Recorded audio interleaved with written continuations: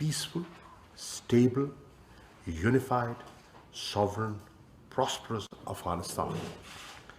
I wish you success in your deliberations today. Distinguished delegates, the Troika Plus is meeting after a gap of 3 months. During this period, Afghanistan has gone through a fundamental transformation. A new administration is functioning in Kabul. Interim cabinet was instituted and a massive evacuation was carried out by the international community. The redeeming factors were no bloodshed, much dreaded mass exodus of new refugees did not occur, encouraging announcement from Taliban on future steps, and most importantly, international community has remained engaged.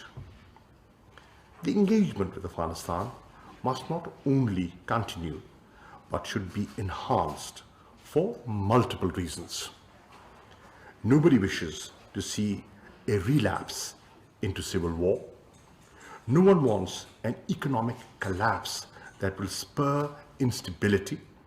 Everyone wants terrorist elements operating inside Afghanistan to be tackled effectively. And we all want to prevent a new refugee crisis. All of us have common concerns related to Afghanistan and also have a shared interest in the country's peace and stability. And to bring that about is a shared responsibility.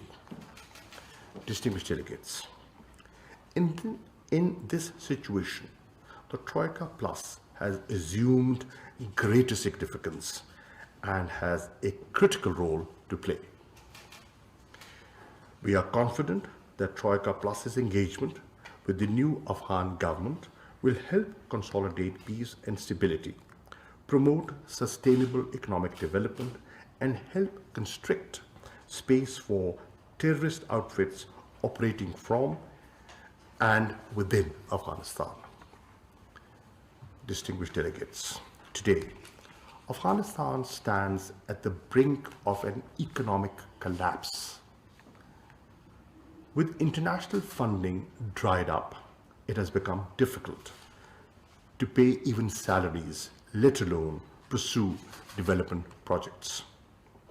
The common man is reeling under the effects of a severe drought. Any further downward slide will severely limit the new administration's capacity to run the government. It is therefore imperative for the international community to buttress provision of humanitarian assistance on an urgent basis. Health, education, and municipal services require urgent attention. Enabling Afghanistan to access its frozen funds will dovetail into our efforts to regenerate economic activities and move the Afghan economy towards stability and sustainability. Similarly, the UN and its agencies must be urged to find ways to reach out to the common Afghan and help stabilize the situation. Distinguished delegates, being an immediate neighbor, Pakistan has a direct stake in Afghanistan's peace and stability. Pakistan and Afghanistan have a shared heritage and history. We consider every ethnic community of Afghanistan important in the final destiny of the country. Located next door, we have borne the brunt of 4 decades of conflict and instability in the shape of refugees, drugs, and terrorism.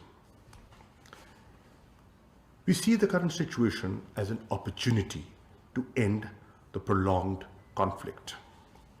Towards that end, we have already taken a number of steps to facilitate the common man in Afghanistan.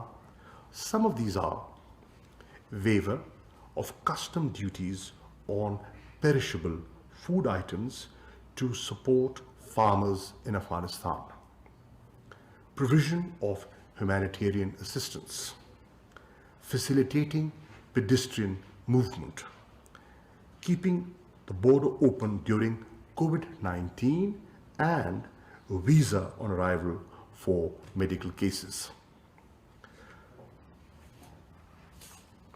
Post 15th August, I hosted a number of my counterparts from various countries.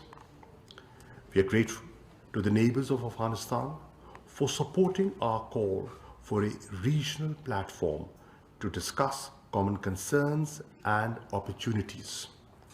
The two meetings yielded substantive and forward-looking outcome documents.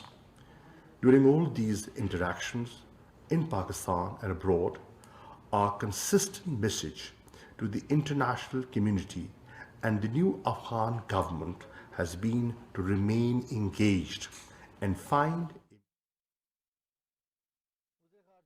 Mahmood Qureshi Islamabad में ट्राइका plus इजलास के शुरका से खिताब कर रहे हैं। उनका ये कहना था कि अफगानिस्तान में नकल मकानी के पेश नज़र आलमी बरादरी मदद करे। अफगानिस्तान में इंसानी बहरान का खदशा है। ये थी PTV ताज़ा तरीन। हाजिर होते